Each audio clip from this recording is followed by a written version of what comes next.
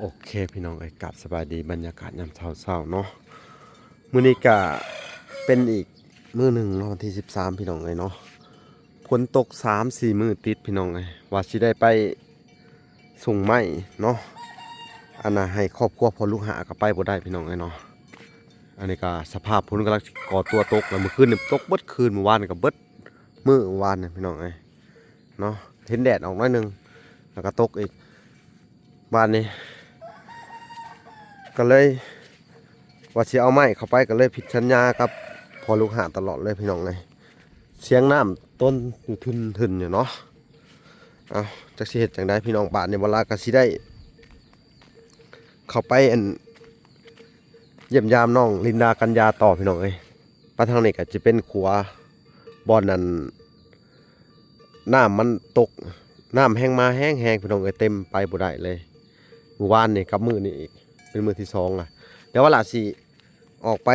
เฮือนน้องลินดากัญญาแล้วก็สิไปอันน่ะแจ้งข่าวดีแบบเนาะผู้ใหญ่เพิ่นก็ฝากเงินมาให้ทางวลาเนาะซื้อหอยแครงเนาะคือทางพี่เจี๊ยบเนาะจากทางกรุงเทพมหานครเพิ่นก็ฝากมาให้500 บาทซื้อหอยแครงพี่น้องวลาก็สิไปแจ้งข่าวดีเพิ่นเห็นเพิ่นอยากหอยแครงพี่น้องเพราะว่าวลาก็ได้สั่งไปแล้วมื้อทับอิฐเลยเพิ่นฝากมาก็หอยแครงบ่มีขาดตลาดเนาะอยู่ทางตลาดสวรรค์พี่น้องพี่น้องพอดีมาฮอดเฮือนซานเพิ่นพี่น้องกับพอดีพ่อน้องเพิ่นตื่นขึ้นมาพอดีเลยพี่น้องคุณอย่างแบบงงๆเลยพี่น้องบรรยากาศเมื่อนี้ครับฝนตกพรำๆคือเก่าพี่น้องทั้งคืนเลยมื้อนี้ฮักอายุน้อยหนึ่งเลยใกล้สิมาอีกแล้วเพราะพายุมันเข้าต่อกันเลยพี่น้องเนาะจนไปเฮ็ดเวียกเฮ็ดงานอันน่ะทางอื่นเนาะไปเฮ็ดภารกิจบ่ได้เลยพี่น้องก่อนหน้าเฮือนลินดาต่อพี่น้องมาติดตามเหมือนสบายดีลินดาอ๋อหากระตื่นเนาะตื่นอันนี้ก็6 โมงกว่าพี่น้องเป็นจังไดอยู่ดีมีแห้งอยู่ดีมีแห้งเห็นหยังกินมื้อนี่ไม่ได้เห็นยังกินสิต้มแล้วไม่กินออกไปหาหน่อไม้คือเก่าหน่อไม้หลายบ่คือเฮ็ดออกหลายได้ลินดาเห็ดเนี้ยเฮ็ดอันน่ะละโงกแล้วก็เฮ็ดอยากไปหาอยู่มันอยู่หนาเลยเฮ็ดปวกก็มีได้อยู่แถวบ่อนเฮาเคยหานี่อยากกินเห็ดละโงกให้กินเฮ็ดละโงกมื้อนี้ก็มาติดตามเบิ่งพี่น้องหลังจากบ่ได้ไปไสพี่น้องเวลาก็มาแวะแจ้งข่าวน้องๆเพิ่นญาติเพิ่นรอ2 มื้อแล้วเด้เนาะเพิ่นฝากเงินมาเนาะมื้อที่2มื้อนี้พี่น้องมื้อที่2ก็เลยมาบอกเพิ่นเพราะว่ามื้อแรกก็สั่งไว้แล้วมันบ่มีเพิ่นว่ามันขาดตลาดเพราะว่าทางสินค้านำเข้ามาจากฝั่งไทยเนาะหอยแครงก็มันสิถึกอยู่โลละ100,000กว่าแหละพี่น้องสั่งประมาณ3 โลแต่เอาหอยแมงภู่นำแน่แซ่บหอยแมงภู่บ่จัก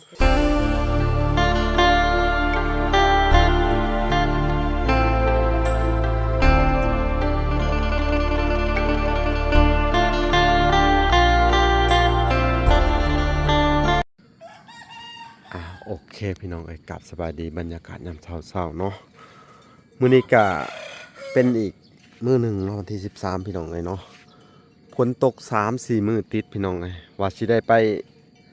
ส่งไม้เนาะอันน่ะให้ครอบครัวพอลูกหาก็ไปบ่ได้พี่น้องเนาะอันนี้ก็สภาพฝนกำลังก่อตัวตกแล้วเมื่อคืนนี่ตกเบิดคืนเมื่อวานก็เบิดมื้อวานนี่พี่น้องเนาะเห็นแดดออกหน่อยนึงแล้วก็ตกอีกบ้านนี้ก็เลยว่าสิเอาไม้เข้าไปก็เลยผิดสัญญากับพอลูกหาตลอดเลยพี่น้องเสียงน้ำต้นอยู่ทึนอยู่เนาะเอาจักสิเฮ็ดจังได๋พี่น้องบ้านในเวลาก็สิได้เข้าไปเยี่ยมยามน้องลินดากัญญาต่อพี่น้องปทางนี้ก็จะเป็นขัวบ่อนนั้นน้ำมันตกน้ำแห้งมาแห้งพี่น้องเต็มไปบ่ได้เลยเมื่อวานนี่กับมื้อนี้อีกเป็นมื้อที่2ล่ะเดี๋ยวว่าล่ะสิออกไปเฮือนน้องลินดากัญญาแล้วก็สิไปอันน่ะแจ้งข่าวดีแบบเนาะผู้ใหญ่เพิ่นก็ฝากเงินมาให้ทางวลาเนาะซื้อหอยแครงเนาะคือทางพี่เจี๊ยบเนาะจากทางกรุงเทพมหานครเพิ่นก็ฝากมาให้500 บาทซื้อหอยแครงพี่น้องวลาก็สิไปแจ้งข่าวดีเพิ่นเห็นเพิ่นอยากหอยแครงพี่น้องเพราะว่าวลาก็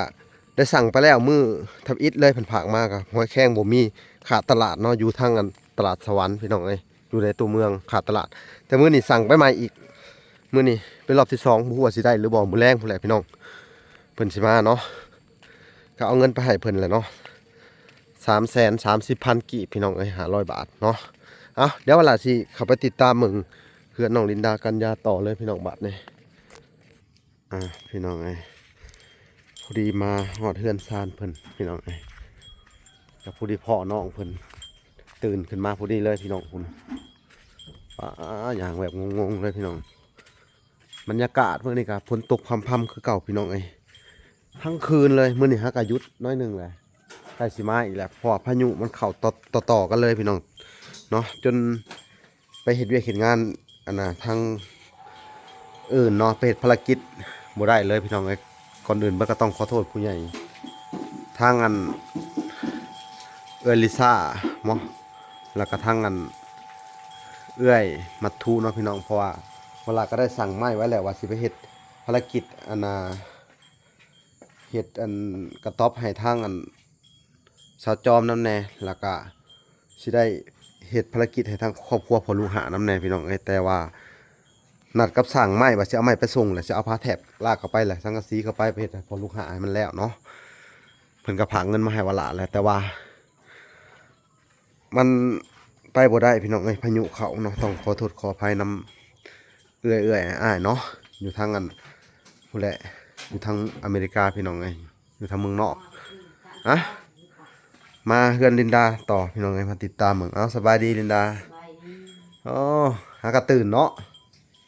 ตื่นอันนี้ก็6 โมงกว่าๆพี่น้องเป็นจังไดอยู่ดีมีแฮง อยู่ดีมีแห้ง เฮ็ดหยังกินมื้อนี้ ไม่ได้เห็นจริง เออ สิต้มน้ำใหม่กิน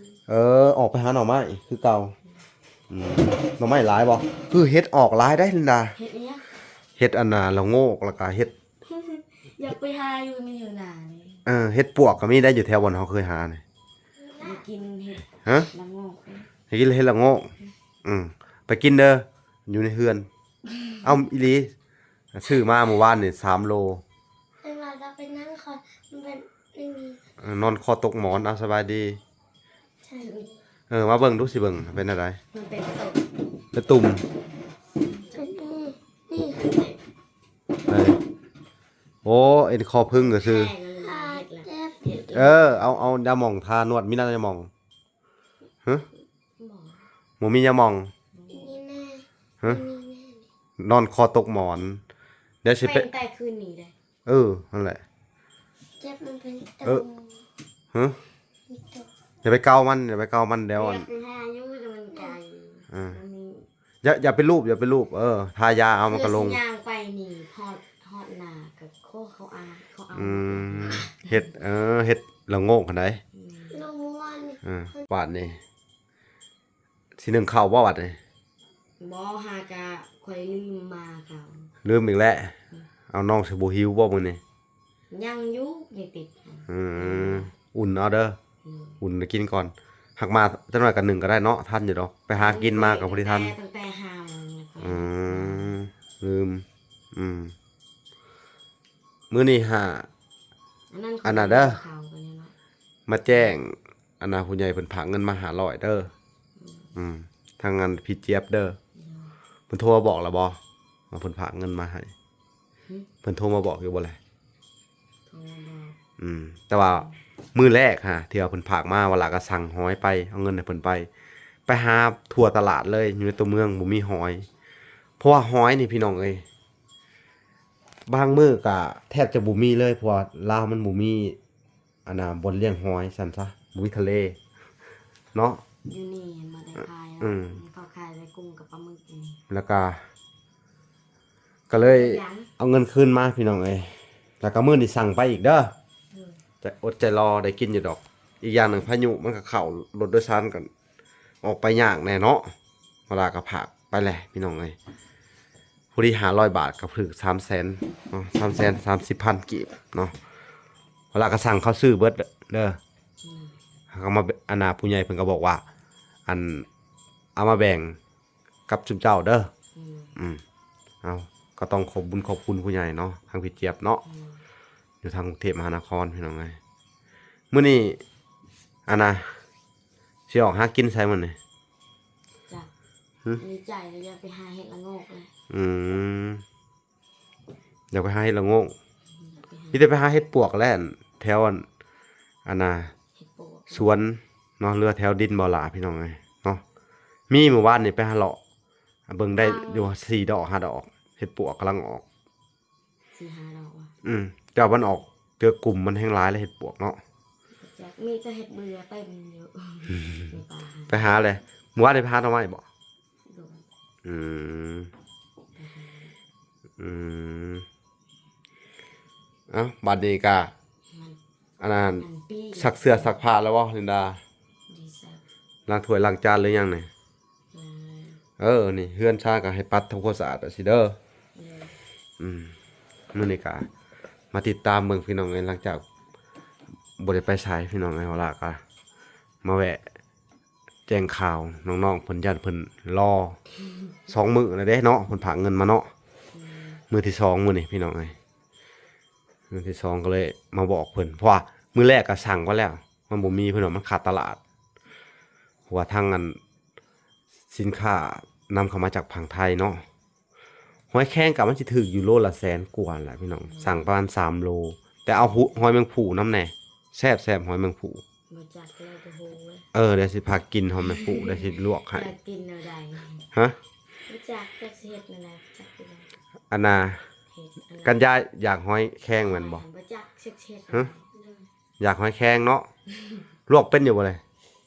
ลูกไม่ได้เสีย เดี๋ยวสิสอนให้เด้อ จับและเคย เดี๋ยวมันมาก่อนนะหอยแครงมาก่อนมื้อแรกสิมาส่งถ้าว่าได้ถ้าบ่ได้ก็อดรออีกมื้อหน้า2 มื้อแล้วนี่สั่งไปนี่เพราะว่ารถโดยสารก็มันหลายคันเนาะบัดนี้สั่งคันใหม่อีกบัดนี้คันแรกเพิ่นว่าเพิ่นไปเลาะจนทั่วตลาดสวรรค์ไซบ่มีหอยแครงบ่มีหอยแมงผู้จักโตเลยเพิ่นว่าเนาะอดกินเลยเนาะลุกขึ้นมาดิไปช่วยหน้าช่วยตาไปนั่นนี่ ที่จริง ตื่นเช้ามาแล้วก็อันนั้นเด้อทำความสะอาดเรือนซานหนึ่งข้าวเป่าไผ่หาอยู่หากินคือเก่าเด้อนะหักน้ำร้ายนั่นอันน่ะ ขาด ได้ ไม่ได้ทางนั้น ไปสอนป้าอย่าไปเด้อกับอัน2 คนเด้อ โดยปฏิไป ไปกับหมู่หรือว่าไปสวนอันไผก็ได้ไปนำเด้อ โดย อย่าไปเด้ออย่าน้องตกน้ำอันตราย ไป เพราะว่าบางเถื่อน้ำมันไหลแห้งเนาะบางเถื่อมันมีผีพายผีนั่นนี่เนาะอันตรายได้น้ ไม่เรา ำฮะ ที่คานอยู่เฮือนอยากไป บัดนี้จะให้น้องเพิ่น รู้ว่าไปอย่าง ไปล้างถ้วยล้างชามเนาะพอดีน้องนางก็มาหาโอ้สวัสดีน้องนางมาลินน้ำลินดาสิชวนกลับไปไสมื้อนี้ฮะไปหากินนะเป็นจังไดอยู่ดีมีแฮงบ่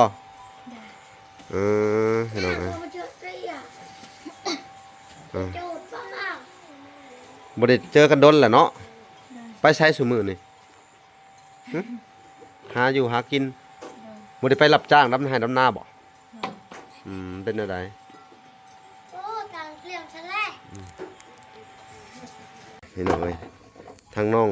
นางก็มาชวนไปหาอยู่หากินเนาะพาน้องลินดากันยาไปหาอยู่หากินคู่มือเนาะมากันพากันไปเนาะ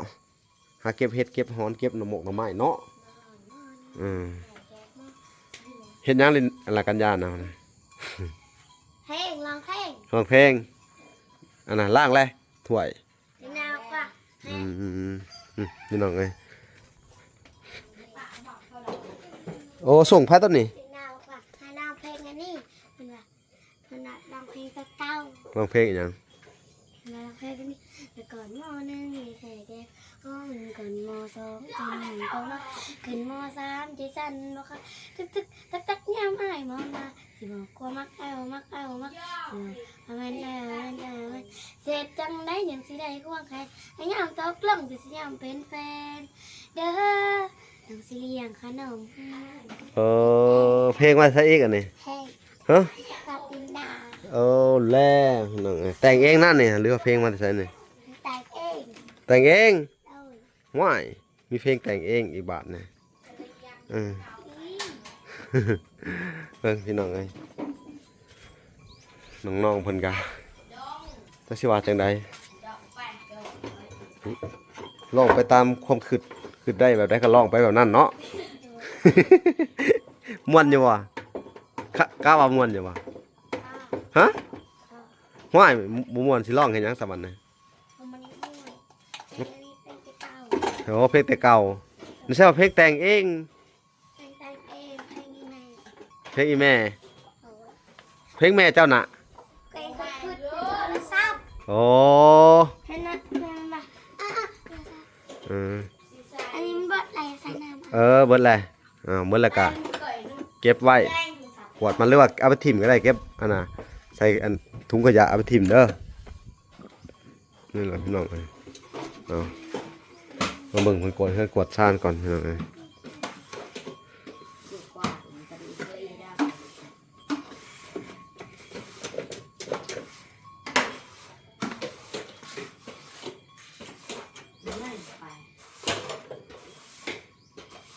หรือว่าคิ้วเขา ฮะหิวข้าว คิ้วเขาละอันงอนหลายนี่กุ้ย แล้วไปเอาข้าวอยู่เฮือนไปลุงหนึ่งไว้เรียบร้อยแล้วมีหน้าคงกินน่ะฮะ à cây mua à bằng quý anh thì ít đòi rất hơn đi đòi mới chạy nhỉ มันเป็นอะไรข้าวหาเบิ่งเอาแน่ vì khâu มีอยู่หน้าข้าว เรียนได้จิ แต่มุ้ยคงกินกำลังมานี่ mà nó phải hà một เบิ้งหนึ่งรอดนี่มันนานแล้วนี่ในแล้วเห็นได้โอ้ยในแล้ว à đâu อืม đấy ไปหนึ่งเลยไป anh nhìn chắc mô หนึ่งข้าวให้น้องกินหา phát điều nó lướt lên khẩu มันบ่ได้ยากดอก mà đây nha anh đi tàu hành hoài เออ đỏ คอย hoài นึ่งเป็นแล้วคอยเมื่อยอยาก cái da nâng bên Ừ. thì là này คอยอยากนึ่ง อ้าวพาสิหนึ่งก็แทบบาดเนี่ยเอา khoái nhỉ นึ่งเอาไว้ น้องอยากเข้า เขาเป็นนางไข่ Ừ. bên đang khai cái nâng khẩu หนึ่งข้าวเป็นแต่บ่เป็นนางไพ เด็กถ้วยเด็กถ้วย ôi mới đòi ba ít đã điệp thui cái đó เบิ่งเพิ่นดังไฟก่อนบัดนี้ tao đẳng nó sao tao đẳng อันนี้มันร้ายแหละ เอาไปกองไว้อยู่อันนั้นเด้อเอาไปเฮ็ดพุ่นอยู่สวนพุ่น xịt thun เทไว้เป็นจุด gió lắm nàyว่ะ chuột thùng giang đi anh นี่กล้วยเจ้าหา hả กล้วยเจ้าหากวดเอากวดกล้วยแล้วก็เอาไปเท anh บ่ได้บ่ จะเพิ่มคอยสิปลูกบอลบ่ได้ปลูกมังนั่นคอยสิปลูกอยู่นี่ อืม ใส่ปุ่นอยู่นี่ สิใส่แถวหัวเขานี่นะสิปรุงในหัวนี่เอาแล้วแต่พี่น้อง พื้นนี่มันบ่ทันแดดแต่พี่คอยสิไปหาพื้น อืม ไปหาพื้นยานมันฝนตกเราเลยไปหา อืม สิเอากาบตัวนี้แล้วให้มันดัง อ่อยไฟเอายังด่าอ่อยไฟมันดังยากไหม อยากเลย เด็กขวดเขียดอะไรนะขวดอันนั้นแชมพูกับปาดก็ได้ทันโมมีเด้อกระตุกเก่าปาดนะมามันเป็นยางมันใหม่ไว้อยู่ สิเป็นได้เหรอ พี่เอาอย่างกูที่อุ้งเถื่อนแล้วนะ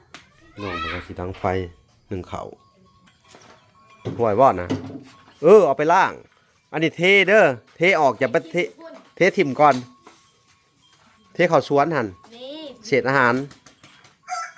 no เกิด เทเข้าสวนเด้อเศษอาหารน่ะบ่แล้วให้เป็นพุ่นอยู่หั่นนะแล้วก็ปลูกผักเศษอาหารน่ะเทก่อนบ่แล้วจังไปแส่เทถิ่มก่อนเบิดเด้อ ใช่ดัง หึ เบิดแน่ๆนะ เปิด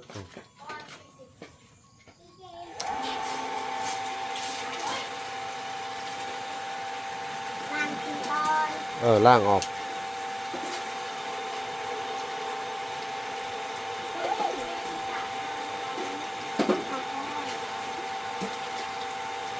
อุ๊ยไม่อยาก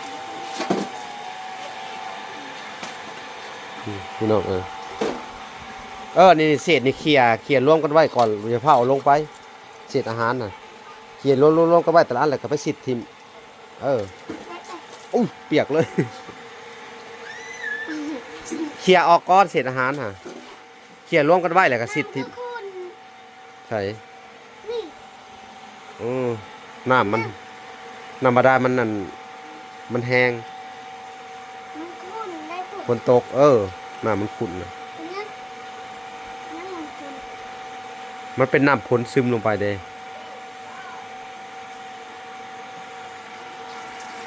แค่นี้ ทุกๆครั้งเด้อเศษอาหารทุกเจ้ากวดรวมกันให้เบิดก่อนเด้อสิเข้าในพุ่นจังแช่บัดนี้แช่ถ้วยเป่าซื่อน่ะว่าซั่นแหละแช่ไว้ก่อน มันขาวดี เฮ้ยกวาดทิมสิทิมนอกพู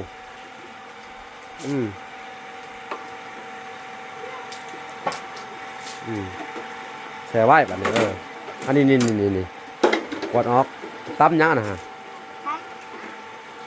ตามสวย เฮ้ย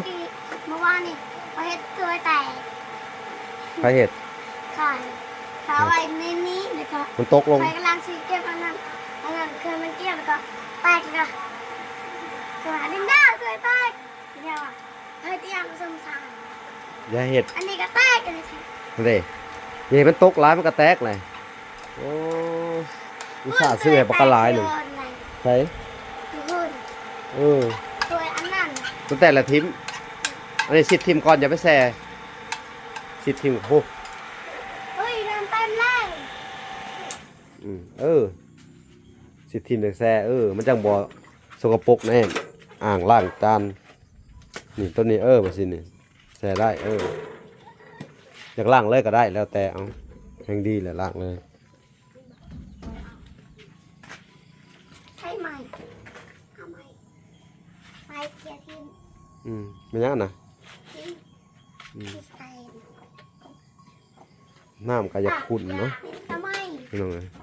น้ำมันก็อยากขุ่นเพราะว่าฝนตกหลายพี่น้องน่าจะเป็นอ่างน้ำฝนตกมาแล้วมันซึมลงไปเนาะพี่น้องไม่ให้น้ำขุ่นใส่ร้ายพดบ่อน้ำน้ำอ่างนะตักทิมก่อนก็ได้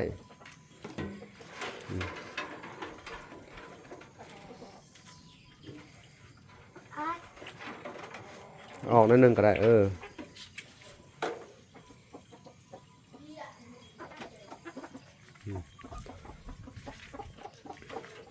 พอแล้ว อัดไว้ก็ได้ล่างก่อน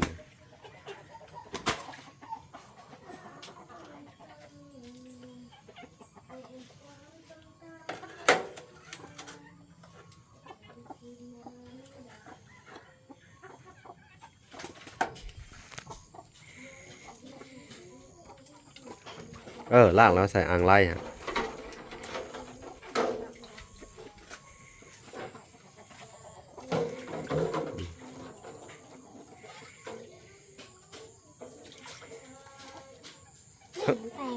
มันแตกล่างเวลาล่างข้างในเด้อล่างข้างในหรือข้างนอกน้ำในเด้อลูกข้างนอกน้ำใน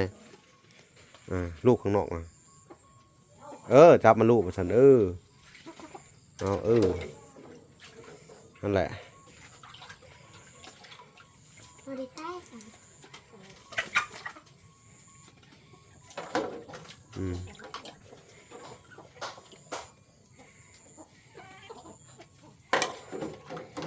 โอเคมันปล่อยทิมมาเลยนะมวยน่ะเศษอาหารตันเนี่ยหรอบ่ขยาวออกเลยเศษอาหารมันตันอยู่นะฮะดึงขึ้นบ่ดึงขึ้นไว้ตะแกรงแต่ซิดเอาซิดพอดีเศษอาหารเต็มเลยเนาะบวงอีกกันเลย ให้ดูสินะเอาบ้างดูสิ ขนาดเศษอาหารเต็มเลยตะแกรงซิดออกให้ไก่ผมไก่ไผ่ขึ้นมาหลายแทนนะโมโหเข้าได้พี่น้องบินเข้ามาเลยไก่เนี่ยอัดประตูอย่างเนาะมันสิบินไต่ขึ้นมาเลยสิดออกนอกกูจะถ้าสิดท่านในไก่มันจะมาวนทิศออกนอกกูเลย เด้อ ไก่ หนูเป็นไก่เฮา บ้าหมาไก่